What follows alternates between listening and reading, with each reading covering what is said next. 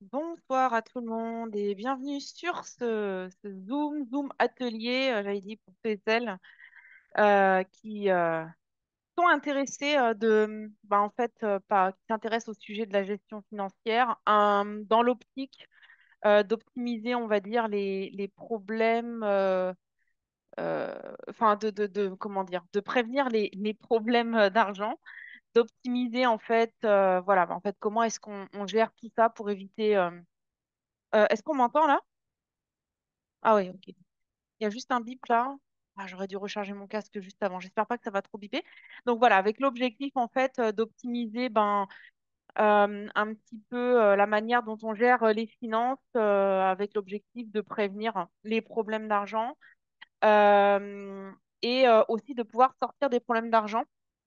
Donc voilà, j'avais expliqué pour ceux et celles qui sont concernés par ce genre de soucis, que ce Zoom atelier est parfait. Mais pour ceux et celles aussi qui se disent, bah tiens, j'aimerais bien connaître un petit peu tes conseils, Laura, par rapport à ça, pour aider peut-être les distributeurs qui vous rejoindront, parce que c'est toujours bien un petit peu aussi de pouvoir donner des bons conseils aux personnes. Donc voilà, alors j'enregistre là le Zoom parce que je sais que tout le monde n'est pas disponible. Et ce que je voulais dire par rapport à ça, c'est que moi, c'est par expérience, tel que je parle, bon, je vais enlever ça, ça va pas de biper. Moi, c'est vraiment par expérience que je parle de tout ça, puisque comme je l'ai déjà expliqué à plusieurs reprises, je suis passée par là avec mon mari. Juste rapidement, pour que, voilà, pour ceux et celles qui connaissent pas un petit peu ce qui s'est passé. Mais nous, c'est quand, 2000, 2008, 2009, ouais, 2009, en fait, on avait une activité de web marketing qui se passait très bien. On avait une agence, hein, on était encore étudiants, on avait nos deux premiers enfants. Et en fait, on a été escroqué par un de nos plus gros clients avec qui on travaillait depuis des mois et des mois. Ça se passait très bien et je pense qu'il essayait un petit peu de nous amadouer. Donc, c'était un client avec qui on avait voilà, des projets avec des montants, on va dire, à peu près normaux. Et un jour, il nous a dit, ah, bah, on a tellement confiance en vous, on aimerait vous donner en fait un de nos plus gros projets les plus importants. Et là, c'était quelque chose avec un énorme budget à 5 chiffres. Et donc, on ne pouvait pas le faire tout seul. Il a fallu que, on embauche des gens en freelance qu'on a rémunérés. Et en fait, ce qui s'est passé, c'est que là, ils nous ont escroqués, ils nous ont pas payé la facture et nous, on a été obligés de rémunérer toutes les personnes qui ont travaillé pour nous. Et le résultat a été que on s'est retrouvé du jour au lendemain avec une somme à 5 chiffres en moins sur notre compte. Donc, on était en découvert d'une somme à 5 chiffres. Et bon, à la base, la banque nous demandait euh, quand est-ce que vous comptez régulariser ça? Et nous, on pensait juste que c'est parce que c'était la fin de l'année, Noël, voilà, il y avait eu beaucoup de choses à faire pour le client. Donc, on avait rassuré la banque en disant non, mais on pense que mi-janvier, ça va être réglé vu que c'est la fin de l'année et tout ça. Et puis, mi-janvier est arrivé, c'était toujours pas régularisé. Et puis, il a fallu, au bout d'un mois, en fait, qu'on se rende compte qu'au final, il nous avait escroqués et il répondait plus à nos emails. Et il a fallu prendre des avocats et tout, quoi, pour pouvoir se défendre sur ce dossier. En tout cas, ce qui s'est passé, c'est que la banque, étant donné que c'est notre compte personnel, nous, on était des genres d'auto-entrepreneurs, on va dire. La banque, elle a annulé tous les prélèvements qui avaient eu lieu sur notre compte pour les 3 mois précédents. Comme ça, en Allemagne, les 12 semaines, on a 12 semaines pour retourner des prélèvements. Donc, tous les loyers, l'électricité, enfin bref, tout ce que vous pouvez vous imaginer. En Allemagne, on a un système de paiement qui s'appelle EC. C'est-à-dire que la carte de crédit, ça fait pas très longtemps qu'on l'utilise en Allemagne, mais EC, en fait, c'est comme un prélèvement bancaire. C'est-à-dire que c'est une carte qu'on utilise et on fait un prélèvement bancaire avec ça. Donc, pour aller faire les courses dans les magasins, enfin, voilà. Et là aussi, ils ont annulé toutes ces choses-là. Donc, vous pouvez vous imaginer quand vous êtes allé faire vos courses dans les grandes surfaces et on s'est retrouvé donc non seulement avec ces dettes-là, mais avec des intérêts, des agios. Et puis, d'un coup, on s'est mis à recevoir des tonnes de lettres de recouvrement des divers magasins pour le loyer. Enfin, une catastrophe. L'hécatombe totale. Donc, c'est pour ça que je vous dis, je sais exactement ce que c'est. Et parfois, quand des gens me disent, ah, je peux pas, j'ai pas d'argent, et que je dis, mais qu'est-ce qui se passe? Ah, je suis en découvert, et qu'on me dit, je suis en découvert de 400 euros. C'est sûr que c'est pas drôle, mais moi, au fond, je souris parce que je me dis, putain, moi, si ça avait été un découvert de 400 euros, même de 1000 euros ou même de 2000 euros, j'aurais été contente. Mais là, on parlait d'un découvert avec tous les agios et tous les trucs qui sont venus s'accumuler. Bah, une grosse somme à 5 chiffres, quoi. Qui, au bout d'un moment, a grossi jusqu'à 75 000 euros.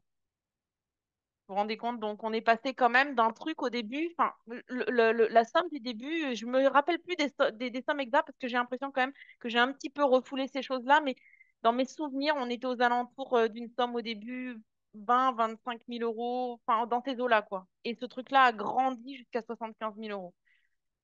Voilà. Et pourquoi? Parce qu'en fait, pendant des années, c'est pas qu'on a laissé traîner les choses, hein, mais on a essayé. Vous connaissez le dessin animé L'Âge de glace, hein, le tout premier épisode où il y a un espèce de petit animal au début qui essaye de boucher des trous dans un mur de glace et il y a de l'eau qui sort et puis bah, il met son doigt là pour boucher l'autre trou et puis bah, il y a encore de l'eau qui sort de. Et en fait, c'était ce qu'on faisait. C'est-à-dire qu'on bouchait un trou là, mais on n'avait plus assez de doigts pour boucher les trous. À chaque fois, il y avait de l'eau qui sortait de nouveaux trous.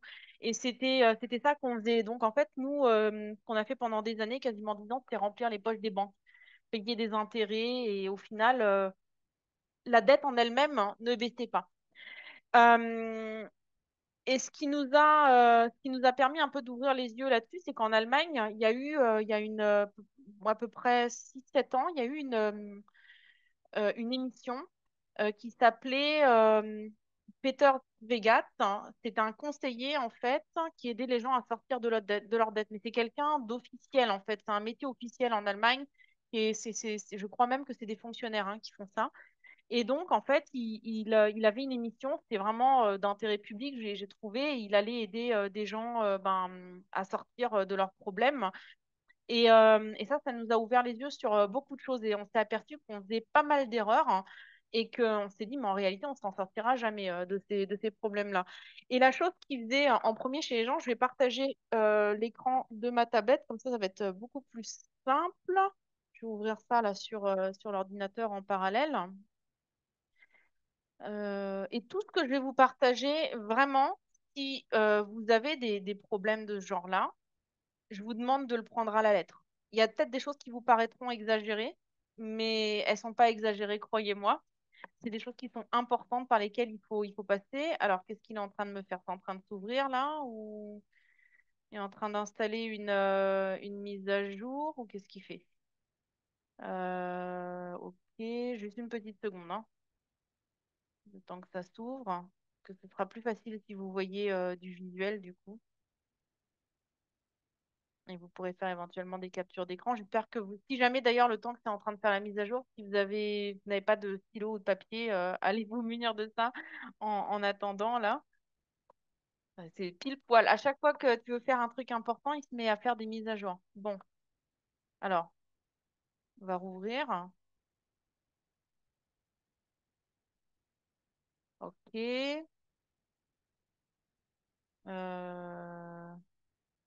Ah, normalement là, ça devrait être bon. Donc, on va faire partager l'écran.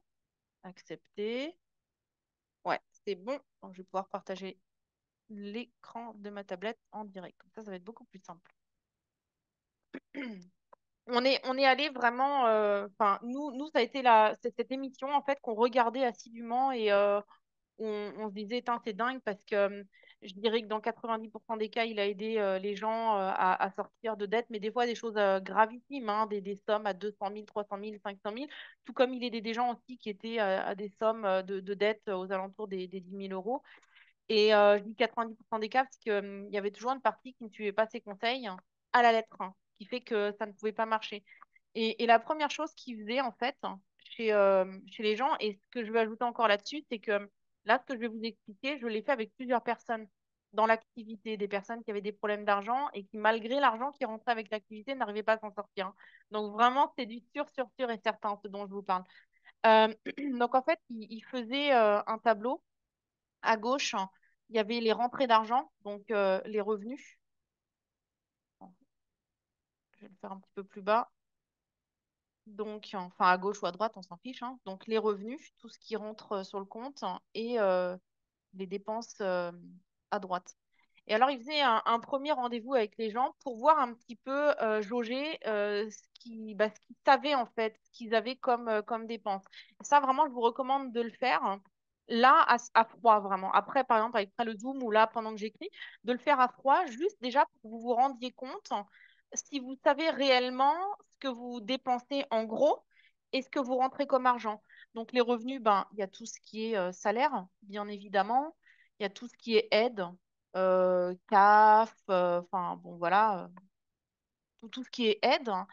Il y a également les revenus, par exemple, il parlait des revenus de bah, est-ce que vous faites de la vente sur eBay, des choses comme ça. Il y a des gens qui font ça régulièrement. Par exemple, quand on a des enfants, on vend les vêtements des enfants. Bon, bah voilà, ça peut être des rentrées d'argent.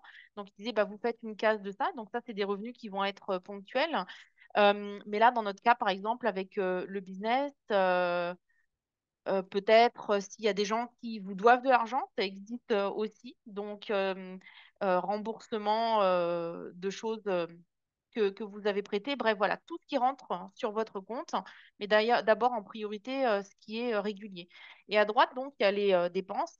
Donc, bah, les dépenses, qu'est-ce qui nous vient à l'esprit en premier? Le loyer, l'électricité, tout ce qui tourne autour, voilà, le gaz, le chauffage, l'eau.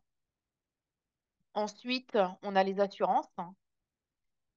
Et alors là, c'est là que, en fait, souvent on commence à se perdre. Dans les assurances, ben, il y a la voiture, il y a la maison, il y a, je sais pas comment ça s'appelle en français, les assurances, touriste, que je pense, vous savez, quand vous allez chez quelqu'un, vous cassez quelque chose, il me semble que c'est comme ça que ça s'appelle, hein, tout risque. Il y a les complémentaires, santé, complémentaires. Alors, mon écriture est pas super belle, mais voilà, complémentaires. Bref, toutes les assurances, en fait, qui vous viennent à l'esprit. Donc, toutes ces choses-là. Ensuite, il y a les abonnements téléphoniques.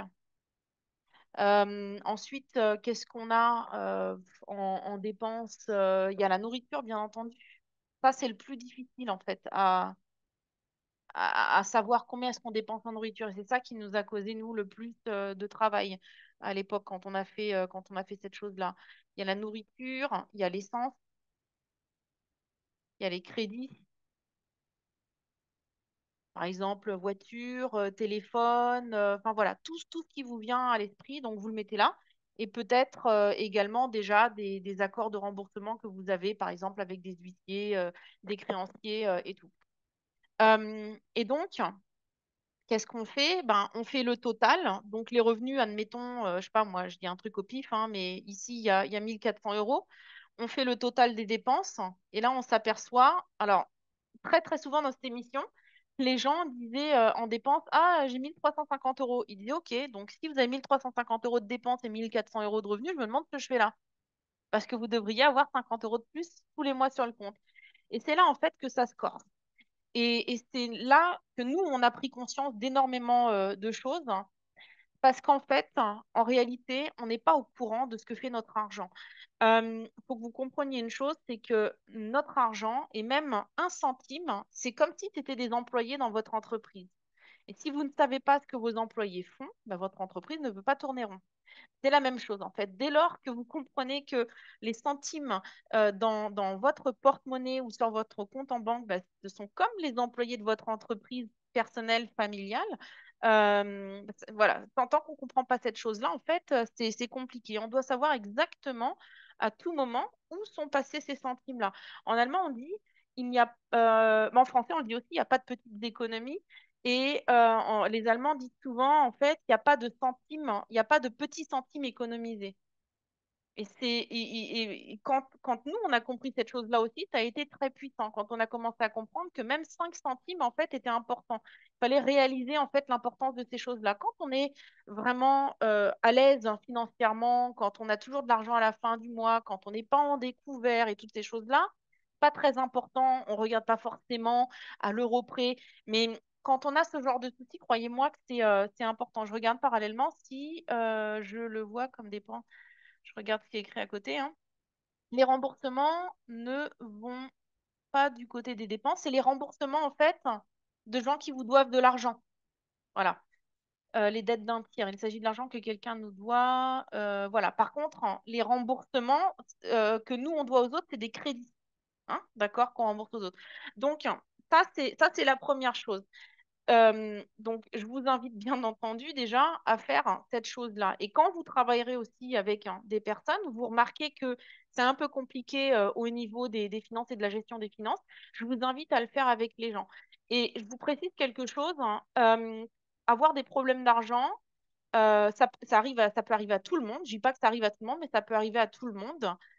Et nous, on a mis beaucoup de temps en fait à en parler parce qu'on avait vraiment honte en fait de cette situation. Mais c'est vraiment important, si vous voulez vous sortir de ça, bah, des fois, en fait, d'en parler avec quelqu'un qui va agir un peu comme un genre de coach. Le regard extérieur nous aide beaucoup hein, dans ce genre de choses. Donc, si vous avez ce genre de problème, n'ayez pas honte. Et si vous, en tant que parrain, marraine, vous êtes amené ben, à aider des personnes à mettre de l'ordre dans ces choses-là, ça aussi, il faut leur faire comprendre qu'en fait, il n'y a pas de, même si on est fiché Banque de France, Banque de Belgique, Banque de je ne sais quoi, bon, ben voilà, c'est des choses qui peuvent arriver. Ce qui est grave, c'est quand on n'essaye pas de mettre les choses en place hein, pour pouvoir s'en sortir. Donc ça, c'est les premières choses. Alors c'est vrai que on a acheté le livre hein, de cet homme-là parce qu'on s'est dit, attends, faut vraiment qu'on creuse la chose parce que là, il y a plein de choses qu'on fait pas correctement. Et nous, quand on faisait nos comptes, effectivement, ben, on se rendait compte qu'on avait en fait un excédent.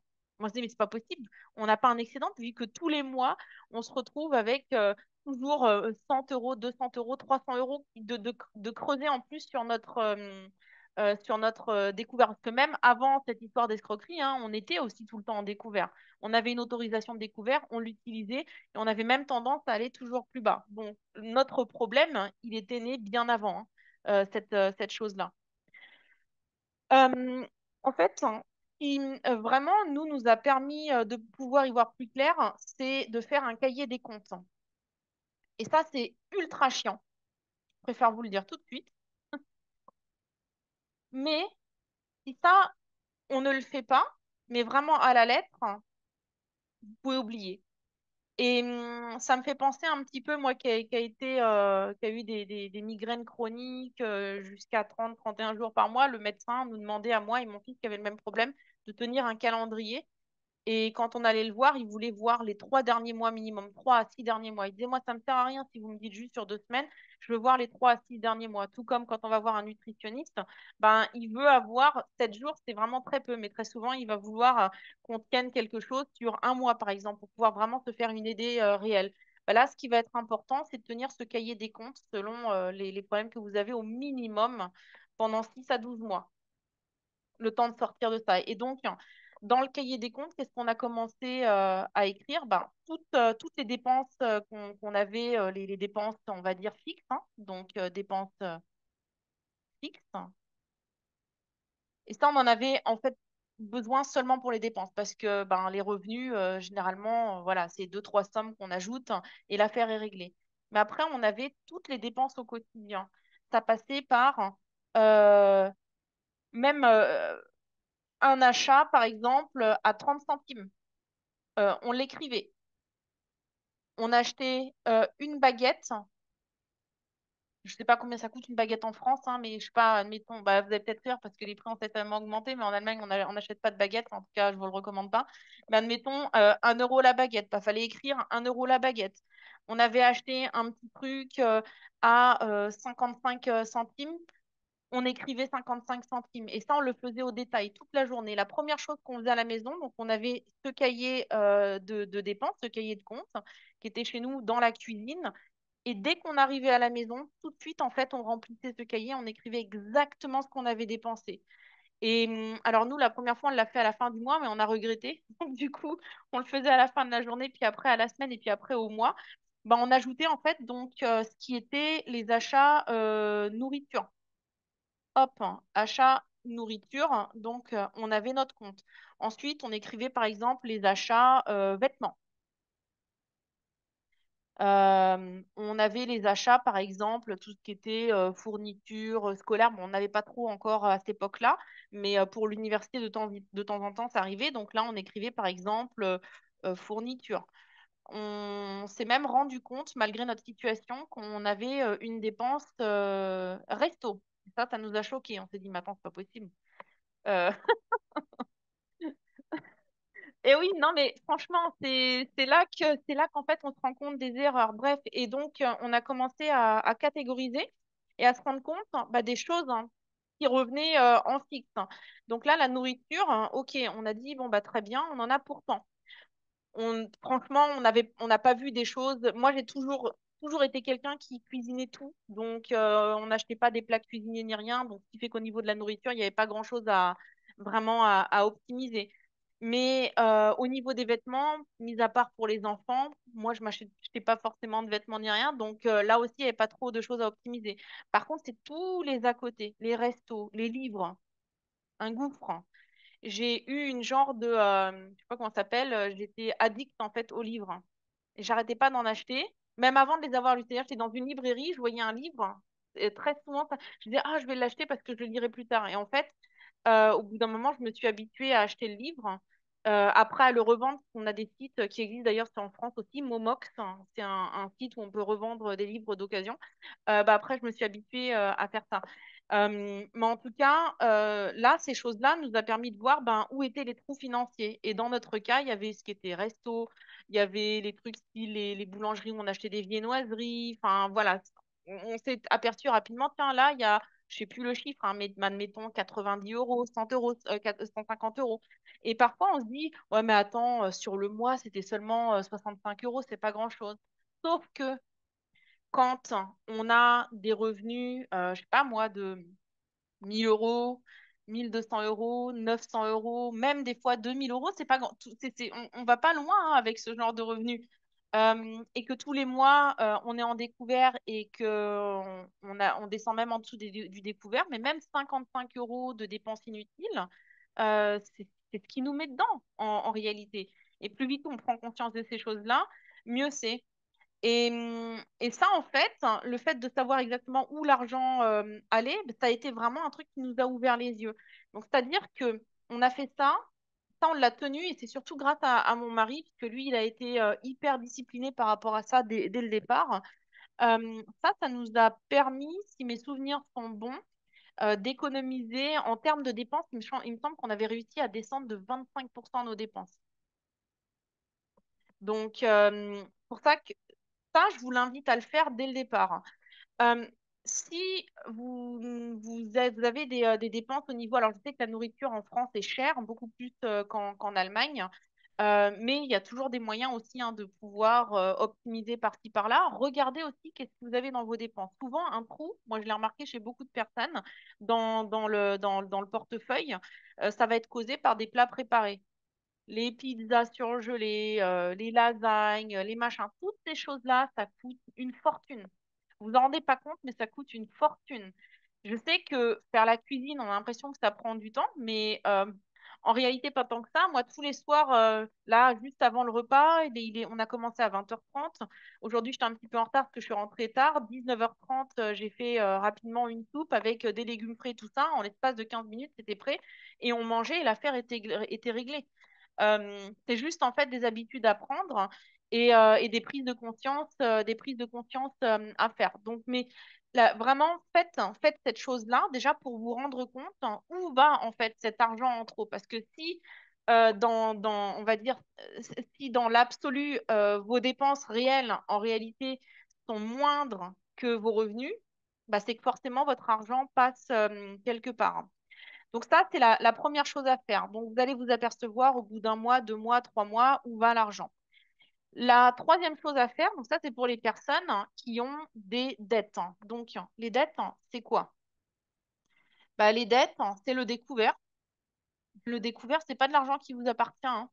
Donc est-ce que c'est moins 300 euros, moins 150? Peut-être que pour certains, c'est moins 50, pour d'autres, c'est peut-être moins 1000. Ça dépend. Mais le découvert, déjà, ça, c'est une dette. Est-ce que vous utilisez ce découvert tous les mois? Moi, je peux vous dire. La majorité des personnes qui ont un découvert l'utilisent quasiment tous les mois. Parce qu'on a l'impression que c'est notre revenu. Voilà. C'est comme ça, c'est un fait. Ensuite, hein, bah, il y a toutes les autres dettes, hein. Par exemple, dette d'électricité, dette, je ne vais pas vous faire le blabla, hein, voilà, vous êtes assez grand, je pense, pour savoir de quoi je parle. Donc, il y a les dettes, en fait, hein, où on reçoit encore des courriers à l'amiable comment dire, vous savez, des bureaux de recouvrement. En France, les bureaux de recouvrement, quand ils vous contactent à l'amiable, ils ne vous font pas payer de frais, hein. En Allemagne, quand vous êtes contacté par un bureau de recouvrement, admettons que vous avez 50 euros de dette, un impayé de téléphone, un bureau de recouvrement vous écrit pour ces 50 euros.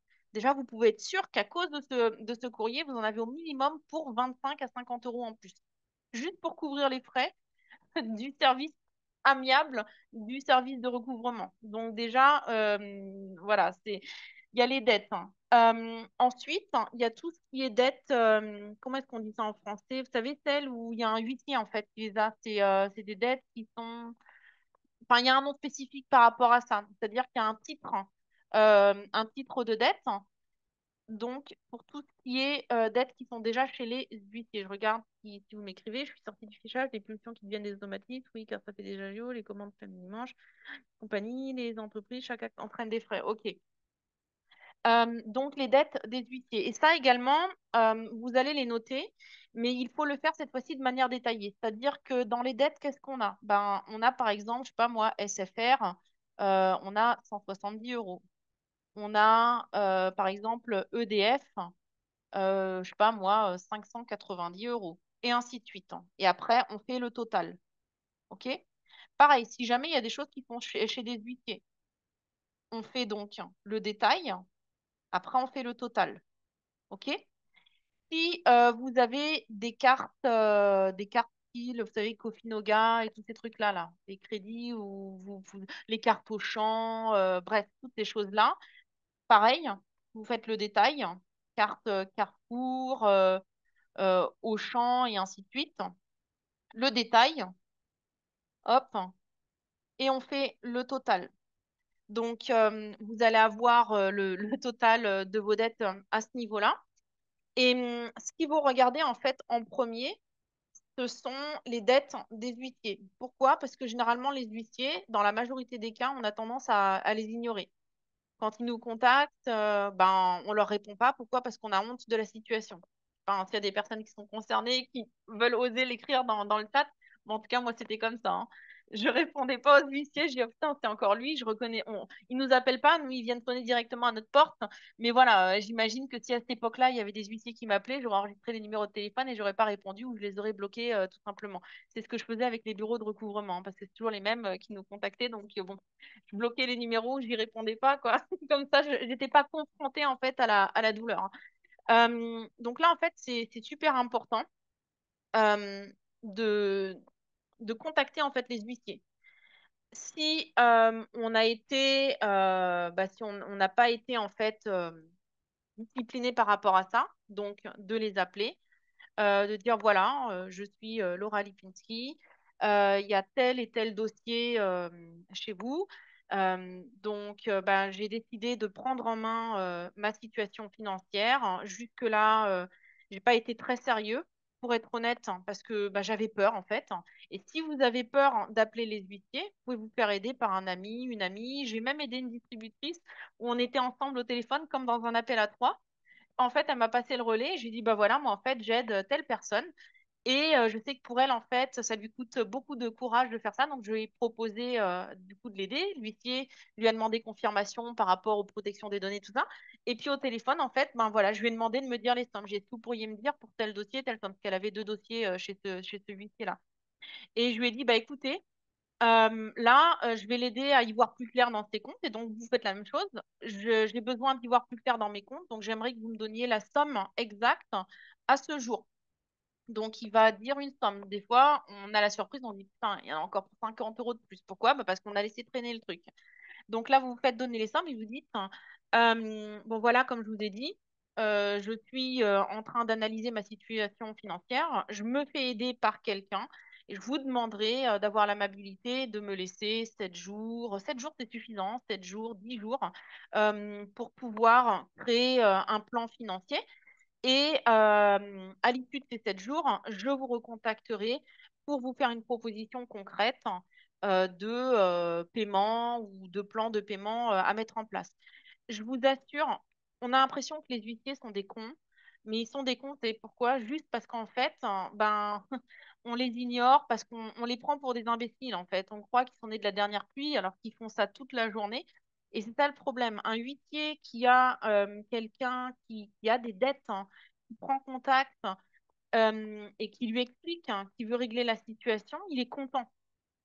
Et croyez-moi qu'un huissier qui a affaire à ce genre de personnes va être, dans la majorité des cas, va être conciliant. OK? Après, il y a des cas vraiment, je sais, très exagérés où là, on a vraiment merdé, où vraiment on a poussé le bouchon très très loin et où ils ont plus confiance parce que voilà, mais dans la majorité des cas, moi, j'ai pas connu, que ce soit en Allemagne ou en France, hein, quand j'ai aidé des personnes, j'ai pas connu de huissiers qui ont fermé la porte. Non, bien au contraire, ils étaient contents qu'on les contacte. Et souvent, ils termineront l'appel en disant bon, bah écoutez, Madame Intel, donc 7 jours, donc ça nous fait jusqu'au le 22. Donc je peux compter avec un rappel de votre part au 22 mars, hein. On est d'accord? Oui, oui, je vous rappellerai au 22 mars. Ou alors par email.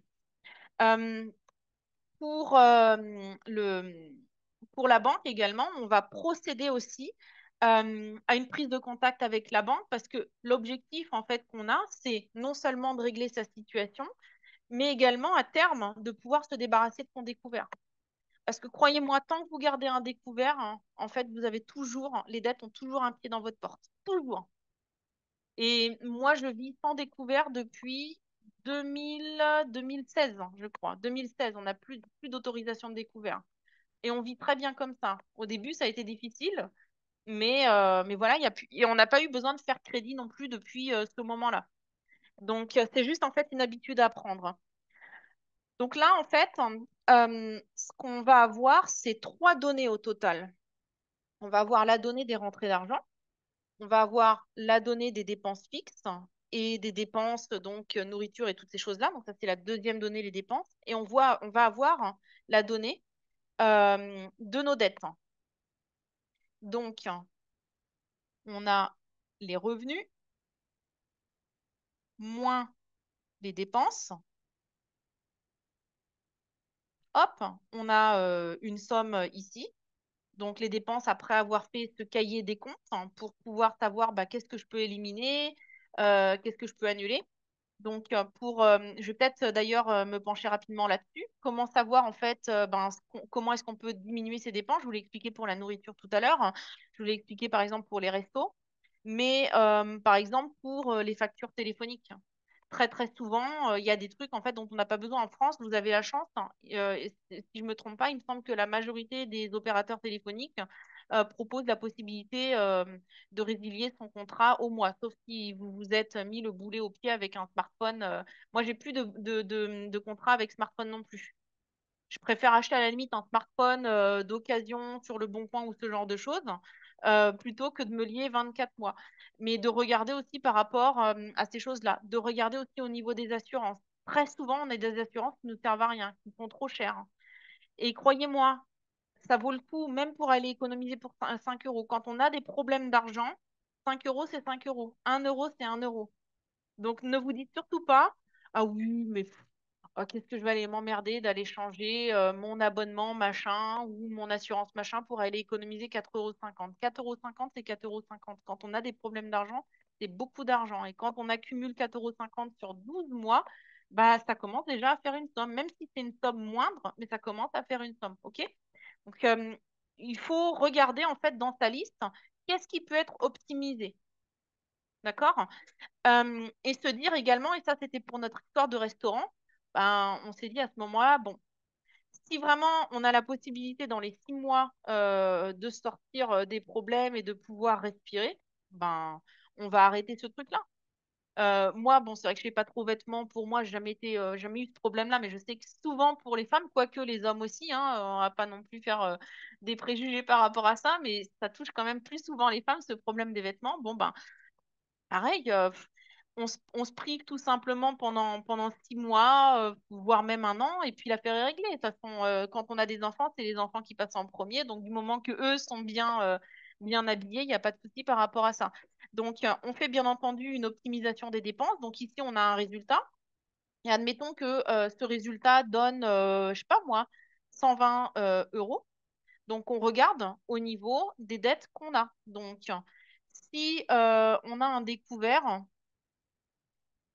tous les mois de, allez, 250 euros. On a un découvert tous les mois de 250 euros et qu'à côté, on a des dettes. Je me doute bien que tout le monde n'a pas des dettes du style 75 000 euros comme je l'ai raconté dans mon cas, hein. Mais admettons, allez, on a une dette, je sais pas moi, de 1 250 euros. Donc, on se rend compte qu'on a un plus de 120 euros tous les mois. La première chose, hein, moi, que je ferais, c'est de dire, hein, OK, euh, l'objectif, c'est pas de se retrouver à zéro tous les mois. C'est-à-dire, l'objectif, c'est parce que la première chose qu'on pourrait se dire, c'est, je vais faire plus simple là, ici, je vais faire 1 200. Hop. La chose qu'on pourrait se dire en premier, c'est, attends, bah, 1 200 divisé par 120, ça fait 10, ça veut dire qu'en 10 mois, j'ai remboursé. Si vous faites ce calcul-là, vous vous en sortirez pas. Ça, je peux vous le dire à 100%. C'est du sûr et certain. Donc, ce qu'on va se dire, c'est OK, sur mes 120 euros, tous les mois, il va y avoir, par exemple, 10 à 20 euros qui vont être mis de côté. Ils ne vont pas être mis de côté sur le compte, OK, sur un autre compte. Je vous invite à ouvrir des comptes du style Bunk. Si vous voulez aller sur Bunk, c'est une banque en ligne. Moi, je suis dans cette banque-là depuis 2017 maintenant. Je peux vous donner un lien. Je crois que si vous inscrivez dessus, alors ils vont pas vous offrir de l'argent, mais ils plantent des arbres. Donc voilà, c'est toujours sympa. Ils n'offrent pas d'argent du tout d'ailleurs chez Bunk. Mais vous avez Bunk. N26, je vous le recommande pas, c'est une banque allemande et les banques allemandes, c'est jamais bon. Mais bon, voilà, vous avez des banques en ligne comme ça. Mais Bunk est très très sérieux en fait. Donc pour ça que vraiment celle-là, je peux vous la recommander. Après, il y a certainement d'autres banques en ligne. La banque là, comment est-ce qu'elle s'appelle la toute première, vous savez qu'on pouvait aller ouvrir en allant dans les bureaux de tabac. Nickel. Ça, franchement, je vous le recommande pas. Je sais qu'au début, c'était vraiment génial, mais avec Nickel, il y a beaucoup de problèmes. Et moi-même, j'avais un compte Nickel et je me suis retrouvée à plusieurs reprises à la caisse, hein, où il y avait des appels qui étaient faits, ou même j'étais au guichet automatique dans une banque, il y avait un appel qui était fait, la somme ne m'était pas donnée et elle était retournée sur mon compte seulement au bout d'une semaine, 2 semaines, 3 semaines. Donc ça, c'est pas bon. Vraiment, Bunk, c'est là où j'ai fait la meilleure expérience jusque maintenant. Donc, cette somme-là, en fait, que vous avez décidé de mettre de côté, il faut que dès le début du mois, pas à la fin, dès le début du mois, OK, elle aille sur ce compte tout de suite. Et on n'y touche pas. Ne le faites pas à la fin du mois parce que vous n'aurez plus l'argent. Mais ça, c'est vraiment très important. Et si c'est 5 euros, mais c'est 5 euros, c'est pas grave. Faites 5 euros. Mais je vous recommande vraiment d'essayer, dans la mesure du possible, de mettre 5 à 10% de cette somme qui vous reste. Si vous le faites en début du mois, cet argent disparaît et on l'oublie, d'accord? Je regarde, parce que je vois que dans le chat, il y a des choses qui sont écrites. Faire le point aussi en parlant d'assurance, car par exemple, j'ai découvert que je paye un. Laisse tenter. Exactement. À l'écart, on pense gagner de l'argent, effectivement. Donc cet argent, ça c'est dès le début du mois, en fait. Dès le début du mois sur un autre compte hein, qui n'est pas votre compte en banque. Si vous êtes à la banque postale, banque populaire, toutes ces choses-là, c'est bien, ok. Mais au plus tard demain, vous faites en sorte de vous ouvrir un compte, par exemple, sur Bank, sur une banque en ligne, où vous allez pouvoir créer votre, on va dire, votre truc d'urgence. Donc, ça veut dire que là, dans mon cas ici, ben, j'ai 100 euros, ok? J'ai 100 euros. Donc, ce que je vais faire, c'est que je vais faire en fait mon calcul par rapport à l'urgence. Donc, l'urgence, très souvent, les huissiers, ils sont juste avant l'étape de venir faire des saisies. Saisies sur les comptes, saisies sur vos salaires, et ainsi de suite, hein. Donc là, il est urgent, bien entendu, de servir les huissiers rapidement. Les services de recouvrement, bien entendu aussi. Mais tant que c'est au service de recouvrement, vous avez encore la possibilité de parler avec eux. Il n'y a pas forcément des frais supplémentaires qui viennent s'ajouter. Donc là, moi, je regarderai, admettons que sur ces 1200 euros, j'ai une dette qui est chez un huissier à hauteur de 500 euros. J'ai par exemple 200 euros chez EDF. Et là aussi, il faut prendre contact avec ces trucs-là parce que quand on les prend pour des imbéciles, après, ils sont plus d'accord pour faire des accords, hein. 500, on est à 700. Et puis, on va dire que voilà, j'ai par exemple 500, 700, je ne sais plus compter, 300, allez, il me reste encore 500. Puis, on va dire qu'on a 500 dans des trucs de recouvrement. OK? Recouvrement. Donc, bah là, en fait, je vais tout simplement regarder par ordre de priorité comment je vais redistribuer ces 100 euros qui me restent. Donc là, si j'ai 500 euros chez les huissiers, 200 euros EDF, tout ça, bon, bah, je vais dire, OK, le huissier, par exemple, je vais lui proposer, donc, je sais pas moi, 30, de façon à ce que ça puisse, de façon à ce que je puisse lui proposer, je vais prendre, je vais prendre même ma calculatrice pour faire vraiment un exemple bien précis comme moi je le ferai.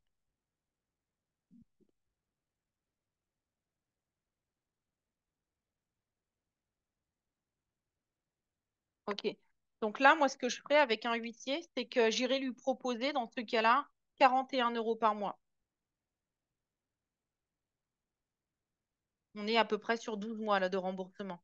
Donc, je contacterai le huissier et je lui dirai, voilà, j'ai fait mes comptes et ça aussi, ça fait bonne impression de dire, j'ai fait mes comptes. Donc là, à l'heure d'aujourd'hui, en termes de revenus, j'ai tant, en termes de dépenses, j'ai tant. Quand je fais du coup la différence, bah, il me reste une certaine somme. J'ai 1200 euros de dettes, hein, dont un dossier chez vous. Vous pouvez même détailler en fait toutes les dettes que vous avez. Ne croyez pas que en parlant des autres dettes que vous allez creuser votre trou encore plus, hein. Au contraire. Parce que du coup, les bureaux de recouvrement et les huissiers, dans leur tête, ils disent, ah ok, on n'est pas les seuls. Donc déjà, on est content si on peut récupérer ça. Et ils se disent aussi, OK, il faut qu'on joue le jeu, parce que si on joue pas le jeu et qu'il y en a un autre qui vient et qui vient faire une saisie sur les comptes, du coup, nous, on sera servi beaucoup plus tard. Donc vraiment, croyez-moi, les huissiers, les bureaux de recouvrement sont toujours intéressés de pouvoir solutionner la chose. Et donc là, vous dites par exemple, bon ben voilà, moi, ce que je peux vous proposer actuellement, c'est 41 euros par mois sur 12 mois.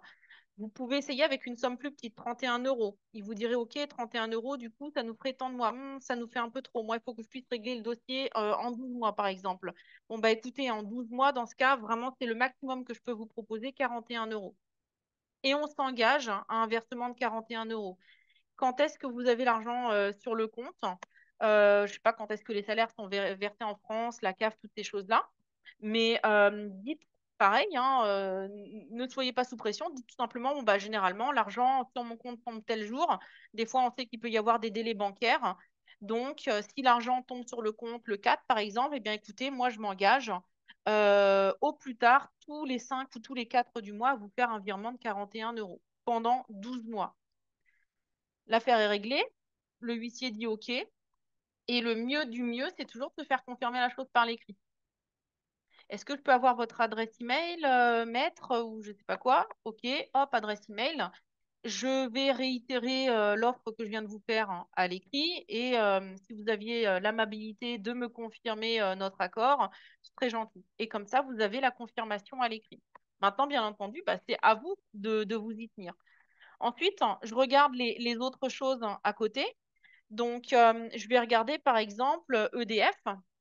Selon, ben, on va dire le retard, hein, que vous avez. Donc, quand il n'y a pas trop de retard, généralement, ils sont prêts à attendre, à vous donner un petit peu de temps à repousser. Donc, regardez là où il n'y a pas trop de retard. Il y a des bureaux de recouvrement, par exemple, si c'est des trucs qui sont, je sais pas moi, qui ont 2, 3 mois. Si vous les contactez, vous dites, bah, écoutez, là, j'ai une grosse difficulté actuellement.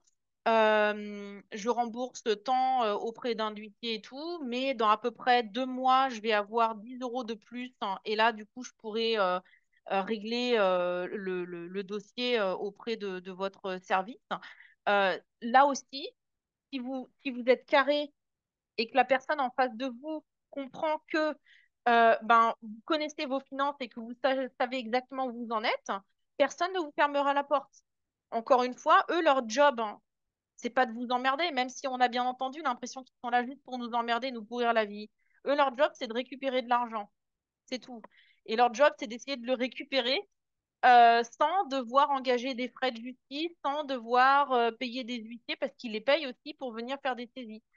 Donc là, voir en fait, OK, quels sont les endroits où les arriérés sont pas trop longs pour prendre contact hein, et leur demander s'ils peuvent geler la dette, par exemple, pendant 2 mois, 3 mois et dire, OK, pendant 2 mois, 3 mois, bon, bah écoutez, là, on est au mois de mars, hein, avril, mai, juin. Bon, bah écoutez, à partir du 4 juin, je peux m'engager auprès de vous à vous faire un virement de temps. Et là aussi, au téléphone, demandez est-ce que je peux avoir votre adresse email, s'il vous plaît? Auriez-vous l'amabilité de me confirmer notre accord par retour à mon email? Et ainsi de suite, hein, de le faire de cette manière. Et si vous êtes hein, tout le temps en découvert auprès de la banque, là aussi, je vous recommande de prendre contact avec la banque pour leur expliquer la situation et dire, moi je l'ai fait avec notre banquière à l'époque, où on avait un gros découvert. À l'époque, c'était le Crédit Agricole. Et donc, on avait pris contact avec elle, on avait expliqué la situation, on avait dit, voilà, nous, notre objectif, hein, c'est dans les 12 mois de sortir du découvert définitivement. Et donc, elle avait dit, OK, bah, si vous voulez, on pourra mettre un échéancier en place. Et on lui avait dit, bon, ben, là, à l'heure d'aujourd'hui, si vous nous retirez le découvert dès le mois prochain, ça va être compliqué. Par contre, là, ça va être vraiment selon votre propre situation. Hein, et si vous voulez spécifiquement, dans un cas spécifique, vraiment que je vous donne un conseil, vous pouvez venir vers moi, parce que là, forcément, je vous donne un conseil qui est un peu plus général. Hein, mais là, du coup, je pourrais vous dire exactement, ah bah tiens, toi, dans ta situation, fais-le comme ci ou fais-le comme ça. Mais moi, je me souviens qu'avec la banquière, on avait dit, OK, on aimerait bien, je crois que c'était au bout de 3 ou 4 mois. Donc, admettons, on est au mois de janvier quand on lui parle. Bon, ben, on aimerait bien, à partir du 1er mai, descendre notre découvert de 50 euros par mois. Enfin, ou oui, de le descendre. Jusqu'à arriver à un moment à 0 euros. Et on est arrivé à 0 euros. Je vais rebrancher là.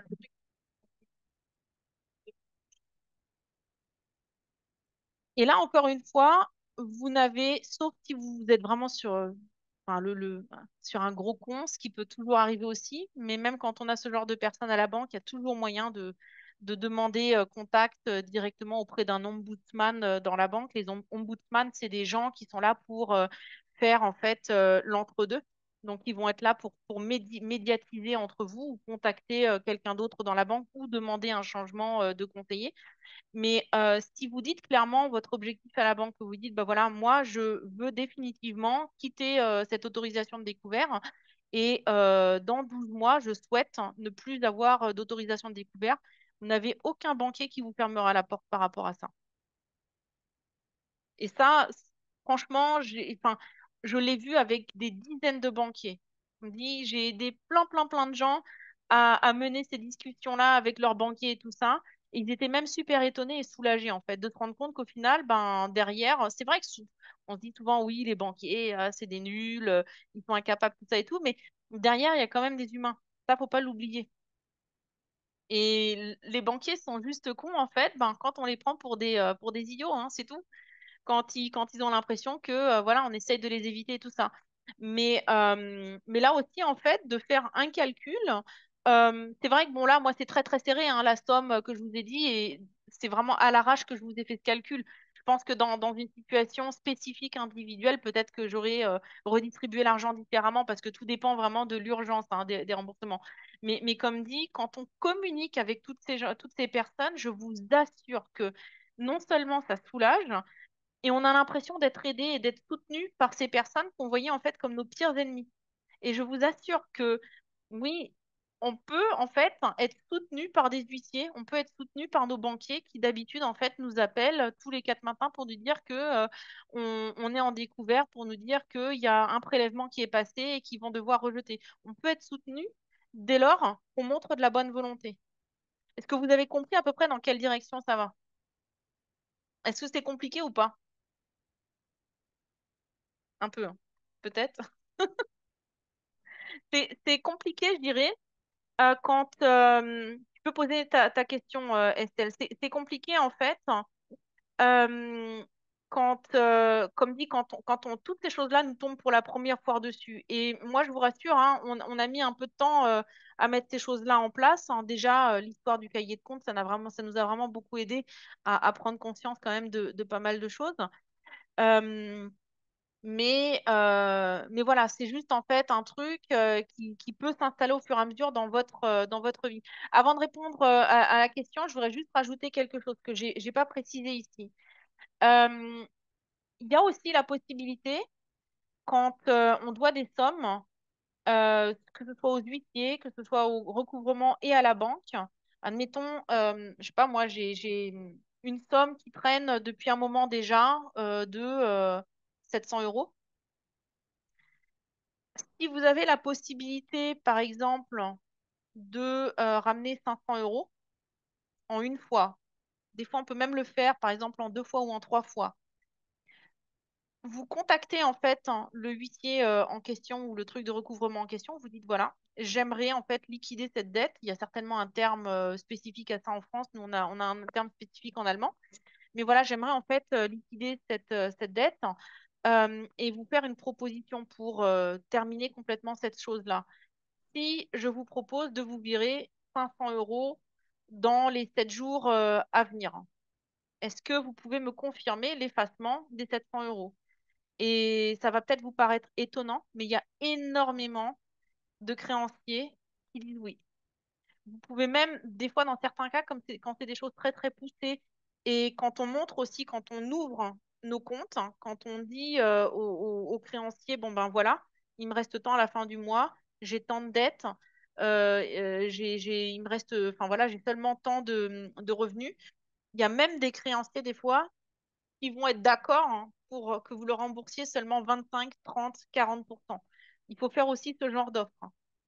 Il y a des créanciers aussi, où si vous leur dites, bon ben voilà, admettons, je vous dois 1000 euros, et si je m'engage dans les 3 mois à venir, par exemple, à vous rembourser 600 euros, est-ce qu'on peut effacer le reste de la dette?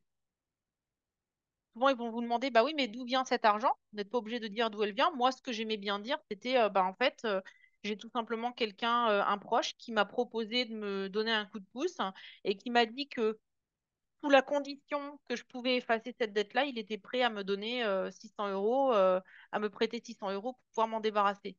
Et là aussi, il y a beaucoup de créanciers, et notamment d'huissiers et de bureaux de recouvrement, qui vont se dire, oh là, il faut prendre ce qu'on nous donne, parce que si jamais on ne saute pas sur l'occasion tout de suite, en fait, ce qui risque de se passer, ben, c'est qu'en fait, la proposition ne sera plus là, et puis ben, la personne, elle va nous laisser traîner ça pendant des mois et des mois. Donc, il y a aussi ces possibilités-là. Mais là, c'est toujours après à voir avec la situation individuelle, votre situation individuelle et la situation individuelle des personnes éventuellement que vous allez aider. Je dirais même que toujours mettre 10% de tes rentrées d'argent dans les bonnes périodes. Exactement. Et surtout, dès que l'argent arrive sur le compte, si vous attendez d'avoir tout dépensé, d'avoir réglé tous vos trucs, c'est déjà terminé, hein. Vous pouvez dire adieu à ces 10% que vous ne mettrez jamais de côté. Il faut se tenir. Je dirais même que ça enlève le poids de se demander ce qui va arriver. Ouais. Est-ce que c'est préférable ou c'est faisable de se créer une épargne personnelle malgré les engagements de remboursement de nos dettes? Bien sûr, hein. Et c'est même, c'est en fait, hein, si tu veux, euh, en faisant ce cahier de compte, comme j'ai expliqué tout à l'heure, tu vas automatiquement voir des choses qui n'ont pas lieu d'être. Et peut-être que, tiens, j'ai pas pensé les histoires des cafés to go aussi. Les cafés qu'on boit par-ci, par-là. Je sais pas combien ça coûte, 1,50 €, 2,50 €. Enfin bon, bref, je sais pas, j'achète pas ce genre de truc, donc je sais pas. Euh, c'est peut-être là, en fait, que tu vas retrouver 10 euros par mois que tu pourras mettre de côté. Donc oui, c'est préférable. Il faut absolument, justement, quand on est dans ce genre de situation, c'est encore plus important que jamais, justement, de mettre de l'argent de côté. Et même si c'est 1 euro, ne croyez pas que mettre 1 euro de côté, c'est trop peu. Moi, je me souviens d'une partenaire hein, à l'époque de Verway. Elle m'avait dit, mais Laura, en fait, je peux mettre que 1,50 € de côté. J'ai dit, c'est pas grave. Si tu les mets pas de côté, tu les auras pas de côté. Donc, mets-les de côté. Et donc, elle a commencé avec 1,50 €. Et bon, là, bien entendu, la situation a bien changé parce qu'elle arrive, selon les mois, à se mettre entre 50 et 60 euros par mois de côté. Mais elle a commencé avec 1,50 €, puis 2 euros, et puis ce qu'elle avait, tout simplement qui lui restait à la fin du mois. Elle me disait, ah, tu sais, j'ai pris une habitude. Même s'il me reste 45 centimes sur le compte à la fin du mois, je le mets de côté. Parce que bah, je me dis, c'est l'argent dont j'ai pas eu besoin le mois précédent. Donc, je le mets de côté pour une prochaine fois. Il n'y a pas de petites économies. Rappelez-vous vraiment de cette chose-là. Les petites économies n'existent pas. Et je vous ai dit tout à l'heure, hein, les centimes qui sont dans votre porte-monnaie, en fait, vous devez les voir comme vos salariés. Vous devez savoir à tout moment ce qu'ils font dans votre entreprise, hein. Votre entreprise, c'est vos comptes, hein. C'est votre maison, c'est votre famille. Donc oui, Sandrine, Estelle, Sandrine, je sais plus. D'ailleurs, c'est Estelle, Sandrine, je me pose toujours la question. C'est Estelle, je crois, hein, le prénom par lequel tu te fais appeler. Bien sûr, hein. Les Euh, deux, hein. les C'est deux, comme Estelle, tu veux. Sandrine. Ok, Estelle. Alors, il faut étoile, tu vois. Donc, il faut que, bien sûr, faut que tu le fasses. C'est super important. Euh, et encore plus, là, avec l'activité que vous démarrez. Parce que l'objectif avec l'activité, c'est pas du coup de dépenser plus, bien sûr que on a envie de se faire plaisir. Et ça, c'est une chose importante aussi. Et ça, donc, je voulais y venir justement parce qu'on avait parlé tout à l'heure de l'ouverture d'un compte supplémentaire. L'argent que vous allez gagner avec l'activité, c'est pas sur votre compte principal qu'elle doit aller cet argent. Surtout pas. Si vous faites ça, vous avez perdu d'avance. L'argent que vous gagnez avec le business doit aller sur ce compte que vous avez ouvert en plus. Et ce qui est génial avec Bunk, c'est que vous pouvez vous faire, moi je sais pas, je dois avoir sur mon compte Bunk au moins 15 sous-comptes. Je vais regarder, mais j'ai mon compte, qu'est-ce que j'ai? Donc j'ai mon compte personnel. J'ai un compte qui s'appelle épargne où je le partage avec mon mari. On peut faire des comptes joints aussi. J'ai le compte business. J'ai le compte où je reçois les remboursements de TVA parce que moi je suis assujettie à la TVA. Le compte j'ai un compte sur lequel aussi je mets la TVA de côté que je dois payer au fisc, hein. Donc vous n'avez certainement pas encore ces genres de choses à faire. J'ai un compte, je ne sais pas qu'est-ce que c'est que ce truc-là, là. C'est un autre truc. Hop. Les comptes des enfants. Donc là, on est à combien? Ouais, j'ai 13 sous-comptes sur mon compte Bunk. Et en carte, parce qu'on peut faire des cartes. Moi, j'ai que des cartes de crédit reliées en fait à mon smartphone. En carte de crédit, 1, 2, 3, 4, 5, 6, 7, 8, 9, 10. J'ai créé 10 cartes de crédit virtuelles. Et en fait, pourquoi est-ce que j'ai fait ça? Parce que selon le type de dépenses que j'ai certaines cartes en fait, de façon à ce que quand je vais sur les dépenses de la carte, bah, je vois exactement. Alors moi j'ai une entreprise, hein, donc forcément je dois suivre les choses différemment. Mais par exemple là j'ai une carte où j'ai les dépenses du style mon abonnement sur Adobe, mon abonnement System.io, qu'est-ce que je paye encore là sur ce truc-là? Ouais, Calendly, les outils en ligne. J'ai une carte de crédit, là, par exemple, où je sais, celle que j'ai reliée avec GPay. Bah là, c'est tous les achats personnels dans les magasins, etc., etc.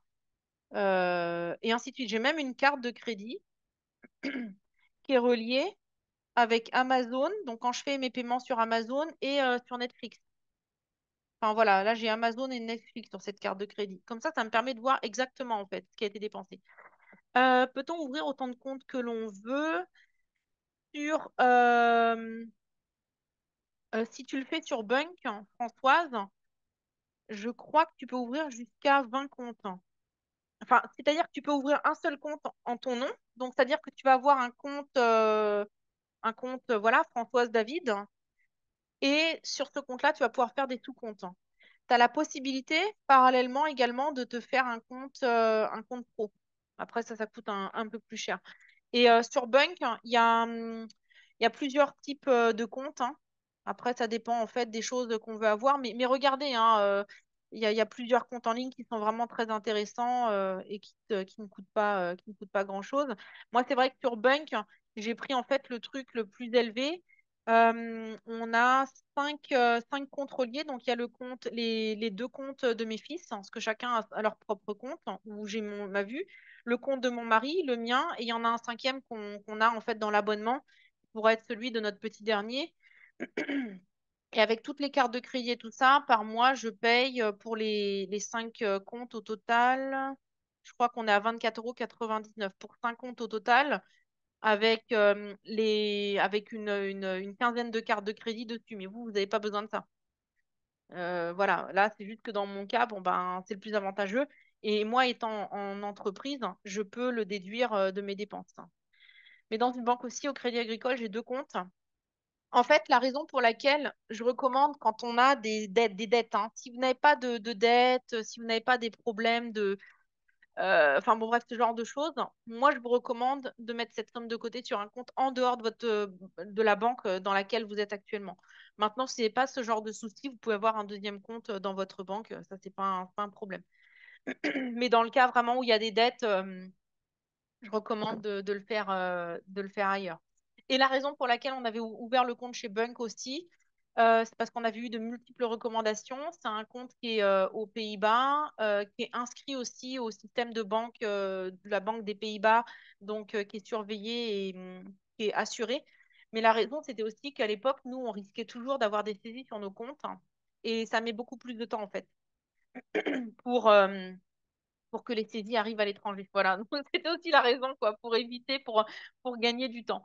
Je demandais pour recevoir les commissions d'Ianoli, bah, je te recommande de le faire sur un compte séparé. Si c'est par exemple, admettons, je sais pas, moi, au Crédit Agricole ou à la Banque Populaire ou peu importe, ouvre-toi un compte en ligne sur lequel tu vas faire payer ton argent. Après, hein, si c'est pour certaines personnes qui me disent oui, oh, c'est trop compliqué, Bank, j'ai pas envie d'avoir un compte directement que sur une application. Je sais que il y a les comptes en banque Auchan, Carrefour, enfin voilà. Mais faites en sorte d'avoir un compte séparément pour faire venir les commissions et tout. Et l'objectif, en fait, aussi, parce que l'erreur qu'on fait, et notamment quand on commence à gagner de l'argent, ça concerne les personnes qui ont des soucis de gestion financière, qui ont des problèmes d'argent. Je sais que, bien entendu, on veut faire rentrer de l'argent pour solutionner nos problèmes, et ça, il n'y a rien de plus normal que ça. Mais moi, j'estime que tant que vous n'autofinancez pas votre business, hein, donc vous n'avez pas encore remboursé, par exemple, votre investissement de départ, c'est-à-dire qu'admettons, si votre investissement de départ était de 100 euros ou de 200 euros ou peu importe, vous devez avoir au minimum, donc admettons que votre investissement de départ c'était 250 euros, on va faire simple, 250 euros, vous devez au minimum avoir gagné 500 euros avant d'estimer que l'argent qui vient, en fait, c'est de l'argent que vous allez pouvoir utiliser pour votre vie quotidienne. Vous devez autofinancer, c'est-à-dire que vous devez être capable de rembourser votre somme de départ et vous devez être en mesure d'avoir en plus, en fait, donc vous remboursez votre somme de départ de façon à un moment de pouvoir la rembourser sur votre compte. C'est comme si vous étiez fait un prêt. Mais vous devez aussi pouvoir autofinancer ces 250 euros. Donc, il faut que la somme, elle soit doublée au minimum en gain avant de commencer à se virer l'argent pour pouvoir payer ses dépenses personnelles. Et vraiment, je vous assure, ça, c'est vraiment un conseil super important. Ne faites pas l'erreur de récupérer l'argent trop rapidement et de l'utiliser pour vos dépenses personnelles. Voilà. Sur les livrets A, tu recommandes pas, non, bah surtout pas, ne surtout pas se faire payer les commissions sur des livrets A, des trucs comme ça. Vraiment, ouvrez un compte où vous allez avoir la possibilité. Vous n'êtes pas obligé d'avoir une vraie carte de crédit en dur, hein. Moi, les cartes de crédit en dur, j'en ai une, mais sinon, c'est que des cartes de crédit virtuelles qui sont reliées à mon compte et que j'ai reliées avec mon smartphone. Mais voilà. Et Wise, tu connais? Ah oui, c'est c'est une banque borderless où tu peux avoir des IBAN de partout dans le monde, il me semble. En fait, le problème avec cette banque-là, c'est qu'il y a eu beaucoup d'escroqueries. C'est comme Revolut, en fait. Donc, effectivement, Wise et Revolut, c'est à éviter parce que, il y a beaucoup d'escrocs là-dessus. C'est pour ça que moi, je vous recommande, si possible, d'aller sur des banques comme Bunk et puis, à la limite, sinon, d'aller sur des banques comme dit Auchan Bank ou Carrefour Bank, je sais plus trop. Je sais que là aussi, il y a des choses qui sont pas mal. En tout cas, qui sont beaucoup mieux que Nickel, c'est sûr. C'est sûr, hein, ok. Et Shine, ça, je connais pas. Estelle, aucune idée. Attends, je vais aller regarder ce que c'est. Shine Bank. Shine Bank. Attends, j'arrive pas à ouvrir. Ah, il faut que je partage. Faut que j'enlève le partage. Shine Bank. On va voir ce que c'est. Shine Bank. Le compte pro en ligne. C'est un compte pro en ligne, ça.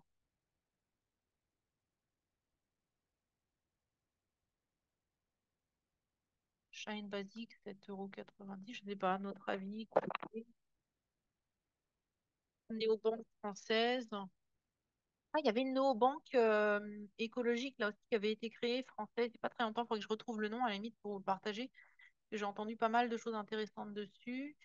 Euh, mais alors Shine apparemment appartiendrait à la Société Générale. Et c'est un compte pro. Je vais regarder là rapidement. Bank. euh,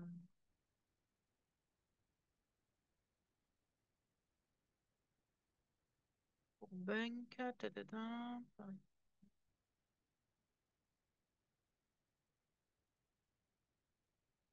Il n'y a pas de frais. Moi, c'est vrai qu'il y a je vois pas de. Alors, qu'est-ce qu'il y a comme compte différent? Je vais regarder pour dire.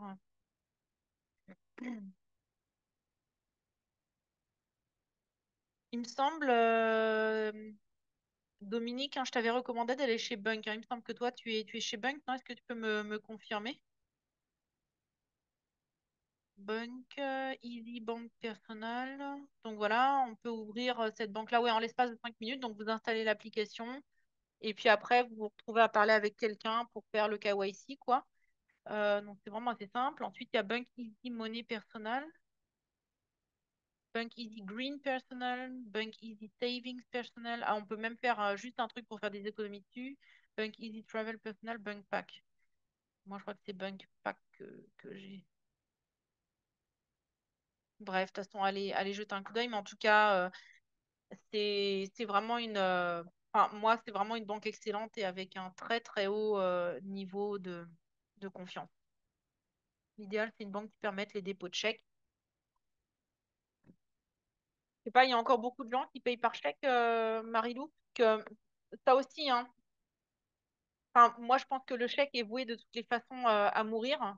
En Allemagne, les chèques, ça n'existe plus depuis 15 ans, je crois.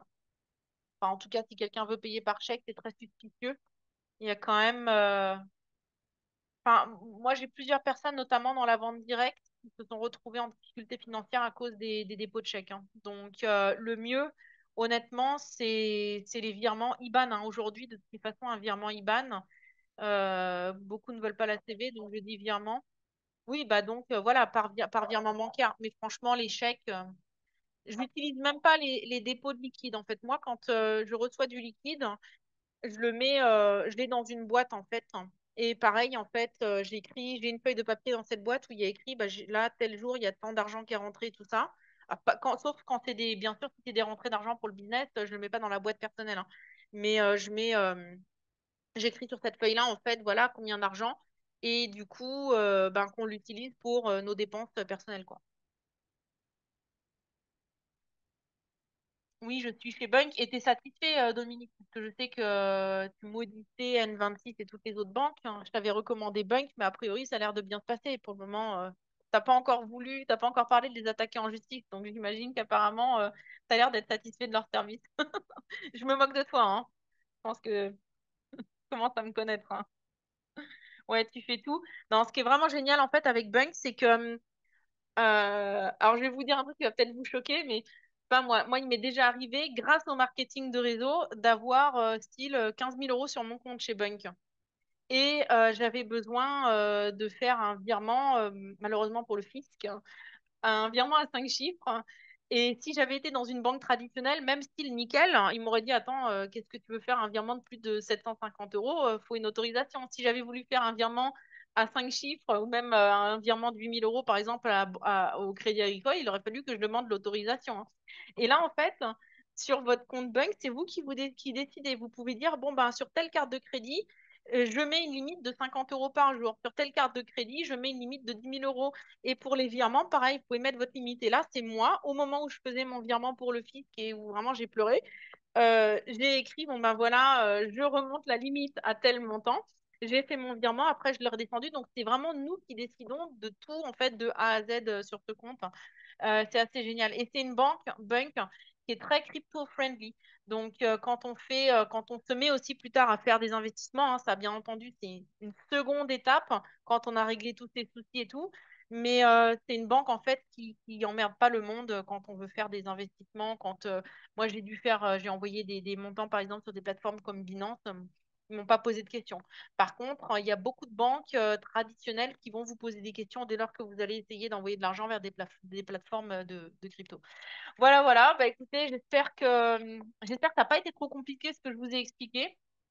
Euh, je voudrais vous dire, c'est que, bon, bah là, bien sûr, hein, on peut pas faire de l'individuel, mais s'il y a quelqu'un parmi vous qui est concerné par ce genre de choses, bah, n'hésitez pas à demander de l'aide, à dire, bon, bah tiens, Laura, voilà, j'ai fait mes comptes, et voilà le résultat que j'ai, qu'est-ce que tu me recommanderais? Si vraiment vous êtes sérieux, que réellement vous voulez vous sortir de ces trucs-là, moi, franchement, je vous aide avec plaisir et je vous dirai comment faire, quelle somme exactement proposer pour faire les remboursements pour vous sortir de ces histoires-là. Et généralement, vous allez voir, ça va beaucoup plus vite que vous le pensez, hein. 6 mois, 7 mois, 8 mois, et on peut se débarrasser de tous ces soucis pour repartir après proprement. Voilà. Après, le souci que vous allez avoir quand vous n'aurez plus de soucis d'argent, quand vous aurez de l'argent de côté et quand vous allez gagner beaucoup d'argent avec Yanoli, le souci que vous allez avoir et que j'ai eu, ben, c'est de penser aux impôts quand l'argent rentre sur le compte. Alors ça, c'est un truc qui fait très très mal. Bon, ben voilà, maintenant, moi, je m'y suis habituée. À chaque fois que les impôts tombaient après, j'étais obligée de faire des échéanciers avec eux. Et je me souviens qu'il y en a une qui m'a dit, oui, mais Madame Lipinski, enfin, sans vouloir vous manquer de respect, mais normalement, en tant que chef d'entreprise, vous devez prévoir avant. Je lui ai dit, oui, je sais. J'ai dit, sauf que ben, moi, l'argent rentre sur mon compte et c'est vrai que ça me fait mal, quoi. J'ai l'impression que je vous donne 150% de mes gains, de mes revenus, quoi. Et c'est vrai que je me suis dit, non, maintenant, il faut vraiment que ce truc-là aussi, je le règle. Et là, ben, je suis carrée sur ces choses-là aussi. Et là, ça fait pas du bien parce que je vois l'argent qui part sur un autre compte et je sais que je vais devoir le donner au fisc. Mais arrivé un moment, après, il faut apprendre ces habitudes-là. Et là, quand vous allez en fait hein, commencer à, à gagner de l'argent et à vous rendre compte que vous payez beaucoup d'impôts, c'est là que vous allez vous rappeler de cette histoire de cahier de compte, hein. Parce que vous savez, moi, je suis au centime près hein, pour mes dépenses pour le fisc, hein. J'achète, là, par exemple, j'ai pris le métro ce week-end. Je sais pas combien ça coûte un ticket de métro, 80 centimes, un truc comme ça, je crois, ou 90 centimes. Enfin, ou 1,80 €, j'en sais rien, hein. Mais bon, voilà, peu importe. Ben, ce montant sera, je vais l'écrire dans mon truc de compte. Enfin, ma comptable, en fait, va rentrer les 80 centimes de dépenses parce que ça fait 80 centimes en moins qui vont dans les poches du fisc. Vous comprenez? Et c'est là qu'en fait, on se rappelle que ben, finalement, c'est des bonnes habitudes à prendre depuis le départ, hein.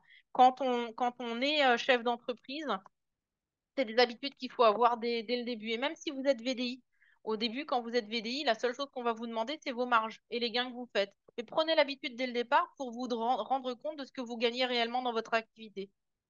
OK? C'est obligatoire en compta, même 50 centimes. Bah oui, non, mais le truc, c'est que on a tendance des fois à perdre. Moi à l'époque, je perdais des petits tickets de caisse par-ci par-là, parce que 15 centimes, ceci, cela. Mais quand on voit l'argent qu'on paye au fisc, hein, on se dit, attends, attends, il n'y avait pas un truc là, et puis on est vraiment à l'euro près, quoi. Faut surtout pas leur faire de cadeaux. Donc prenez ces habitudes dès maintenant, comme dit, ça vous rendra service. Et comme dit, il n'y a pas de situation désespérée. Je sais, voilà, j'ai repéré sur ce Zoom certaines personnes où je sais que vraiment les situations sont très, très, très compliquées, où là, vraiment, on part de très loin. Mais même là, en fait, il faut aller toquer aux bonnes portes hein, et surtout pas, en fait, baisser la tête, hein. C'est la pire des choses que vous puissiez faire. Et moi, j'en suis la preuve. J'ai connu, hein, je me souviendrai toujours de cette scène quand c'était attends, Nathan, il avait même pas un an, donc ça devait être encore en 2009, hein. Il avait de l'asthme et puis moi je l'allaitais au début et le médecin, une grosse connerie, il nous avait dit ah mais je pense que on savait pas qu'il avait de l'asthme, on pensait qu'il avait une allergie, on savait pas à quoi. Et la pédiatre nous avait dit bon bah à votre place j'arrêterai d'allaiter et je lui achèterai un lait spécial pour les enfants allergiques. Grosse connerie bien sûr, hein. Maintenant je le sais, mais ça nous coûtait un bras en fait ce lait pour enfants allergiques. On avait le grand qui avait 3 ans et demi et je me rappellerai toute ma vie, on était avec la poussette, on se dirigeait vers le magasin et en fait, si on achetait le lait dont le petit avait besoin, il nous restait pour toute la semaine un truc du style 1 euro. pour pouvoir manger après à trois dessus. Et ça, j'ai vécu ces choses-là. Donc, je sais ce que c'est. Et j'ai vécu et j'ai pas eu besoin voilà, j'ai toujours réussi en fait à solutionner mes problèmes sans devoir aller toquer aux portes de Pierre-Paul Jacques. Mais dans ces moments-là, moi, ce que j'ai fait, c'est que ben, j'ai regardé aussi dans mes placards. Ça aussi, c'est une astuce que je vous ai pas donnée, hein. Désolée, ça fait beaucoup d'informations, mais je vous la donne parce que c'est un truc qui m'a bien aidé. Dans nos placards aussi, quand on les ouvre, on s'aperçoit que, ah là, on a du riz, ah là, on a de la farine, ah là, on a ça. Allez regarder aussi dans vos freezers. Moi, je me souviens que j'avais fait ce truc-là, cet exercice-là aussi. Je m'étais aperçue que j'avais de quoi manger pendant quasiment 2 semaines et demie. Alors, c'est sûr, c'était pas du poulet, des trucs comme ça, mais quand même, il y a de quoi se remplir le ventre. Voilà. Il y a toujours des solutions et il y a de l'argent caché dans les coins de notre maison, même si on n'a pas l'impression. Donc faites ça aussi. Allez regarder dans vos placards. Commencez par vider les stocks de nourriture que vous avez, le riz, les pommes de terre. Et puis voilà. Et comme dit, encore une fois, je vous répète, hein, si vous avez besoin d'aide sur ces points-là spécifiquement, contactez-moi et ce sera avec plaisir que je vous donnerai des conseils pour pouvoir ben, vous sortir hein, de toutes ces conneries-là et pour pouvoir vous aussi devenir tranquille hein, financièrement. Et puis, bah, l'objectif, hein, c'est de s'enrichir. Hein. Et voilà, de dire, allez, dans 6 mois, un an, c'est terminé ces choses-là et je m'éclate avec l'argent que je gagne. OK?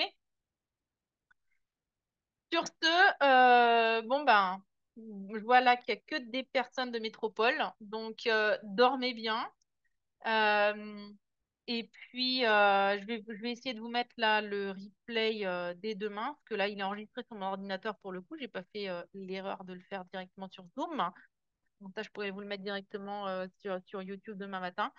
Et je vous souhaite tout bon. Voilà. Bonne soirée et à bientôt. Bye bye.